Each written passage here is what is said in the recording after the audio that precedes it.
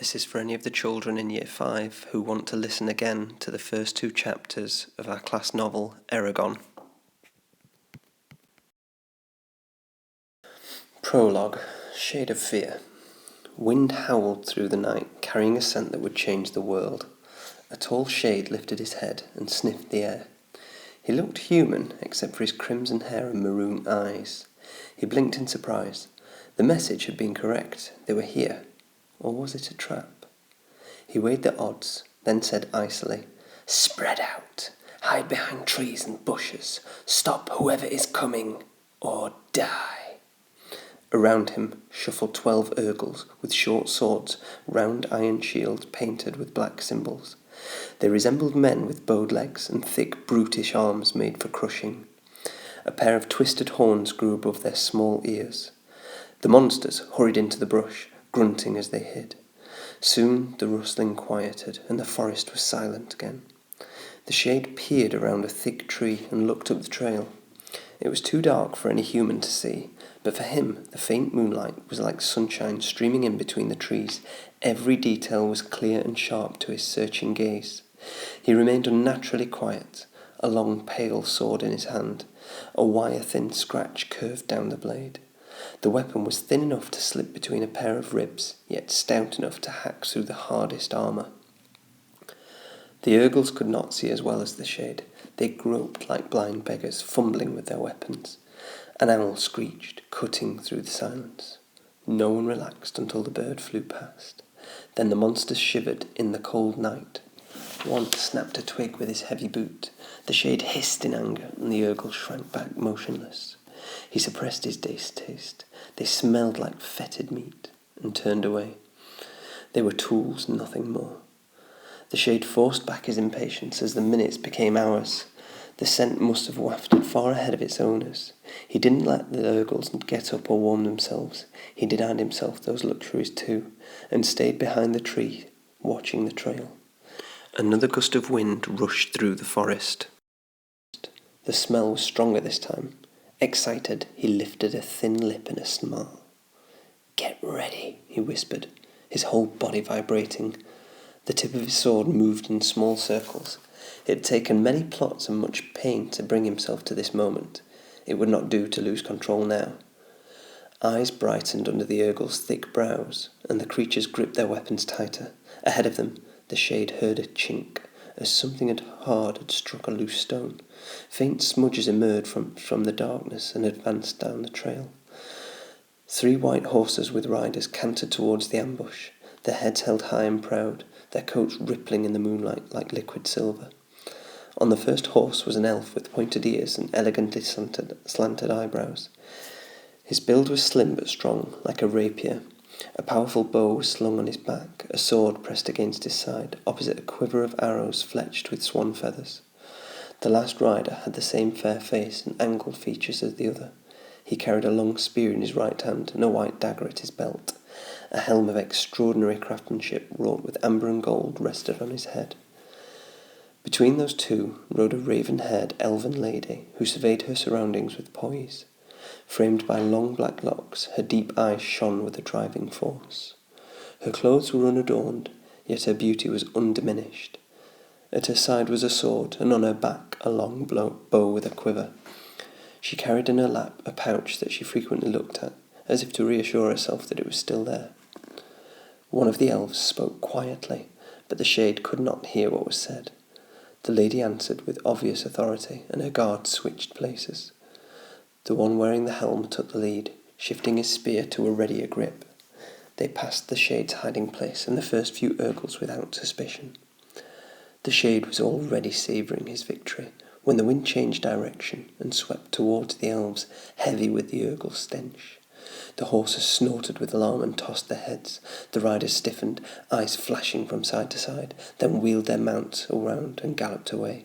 The lady's horse surged forward, leaving her guards far behind. Forsaking their hiding, the Urgles stood and released a stream of black arrows. The shade jumped out from behind the tree, raised his right hand and shouted, "Garzala!" A red bolt flashed from his palm towards the elven lady, illuminating the trees with a bloody light. It struck her steed, and the horse toppled with a high-pitched squeal, ploughing into the ground chest first. She leapt off the animal with inhuman speed, landed lightly, then glanced back for her guards. The Urgel's deadly arrow quickly brought down the two elves. They fell from the noble horses, blood pooling in the dirt.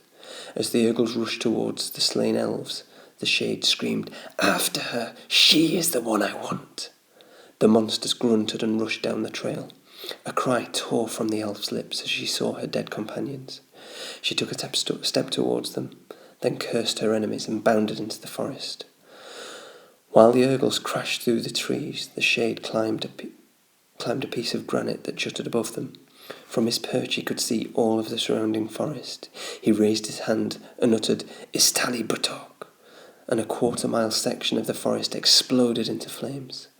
Grimly, he burned one section after another until there was an enormous ring of fire, half a league across around the ambush site. The flames looked like molten crown resting on the forest. Satisfied, he watched the ring carefully in case it should falter. The band of the fire thickened, contracting the area the Urgels had to search. Suddenly, the shade heard shouts and a coarse scream. Through the trees he saw 3 of his chargers fall in a pile, mortally wounded. He caught a glimpse of the elf running from the remaining Urgels. She fled towards the craggy piece of granite at tremendous speed. The shade examined the ground 20 feet below, then jumped and landed nimbly in front of her. She skidded around and sped back to the trail. Black Urgel blood dripped from her sword, staining the pouch in her hand. The horned monsters came out of the forest and hemmed her in, blocking her only escape routes. Her head whipped around as she tried to find a way out. Seeing none, she drew herself up with regal disdain. The shade approached her with a raised hand, allowing himself to enjoy her helplessness. "Get her!" As the Urgel surged forward, the elf pulled open the pouch, reached into it, and let it drop to the ground. In her hand was a large sapphire stone that reflected the angry light of the fires. She raised it over her head, and lips forming frantic words. Despite the shade, "Bargazala!" A ball of red flames sprang from his hand and flew towards the elf as fast as an arrow. But he was too late. A flash of emerald light briefly illuminated the forest, and the stone vanished. Then the red fire smote her, and she collapsed. The shade howled in rage and stalked forward, flinging his sword at a tree. It passed halfway through the trunk where it struck, quivering. He shot 9 bolts of energy from his palm, which killed the Urgels instantly. Then he ripped his sword free and strode to the elf. Prophecies of revenge, spoken in a wretched language only he knew, rolled from his tongue. He clenched his thin hands and glared at the sky. The cold stars stared back, unwinking other unworldly watchers. Disgust curled his lip before he turned back to the unconscious elf. Her beauty, which would have enchanted any mortal man, held no charm for him. He confirmed that the stone was gone, then retrieved his horse from its hiding place among the trees. After tying the elf onto the saddle, he mounted the charger and made his way out of the woods. He quenched the fires in his path, but left the rest to burn. Chapter 1. Discovery. Eragon knelt in a bed of trampled reed grass and scanned the tracks with a practised eye. The prince told him that the deer had been in the meadow only a half an hour before. Soon they were bed down. His target, a small doe with a pronounced limp in her left forefoot, was still with the herd. He was amazed she had made it so far without a wolf or bear catching her. The sky was clear and dark, and a slight breeze stirred the air. A silvery cloud drifted over the mountains that surrounded him, its eyes glowing with a ruddy light cast from the harvest moon cradled between 2 peaks. Streams flowed down from the mountains, from stolid glaciers and glistening snowpacks. A brooding mist crept along the valley's floor, almost thick enough to obscure his feet. Eragon was 15, less than a year from manhood. Dark eyebrows rested above his intense brown eyes. His clothes were worn from work. A hunting knife with a bone handle was sheathed at his belt, and a buckskin tube protected his yew bow from the mist. He carried a wood-frame pack. The deer had led him into the spine, a range of untamed mountains that extended up and down the land of Alagasia.